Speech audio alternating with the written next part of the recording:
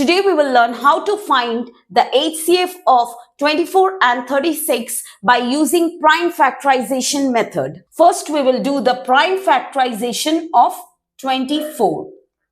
The unit place we see 4. So 24 is divisible by 2. So we will divide 24 by 2. We get 12. 2 times 6 is 12.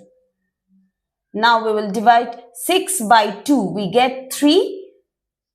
3 times 1 is 3. 24 is equal to 2 times 2 times 2 times 3. Now we will do the prime factorization of 36. 36 is divisible by 2 because we know 18 times 2 is 36. 2 times 9 is 18. 3 times 3 is 9. 3 times 1 is 3. 36 is equal to 2 times 2 times 3 times 3.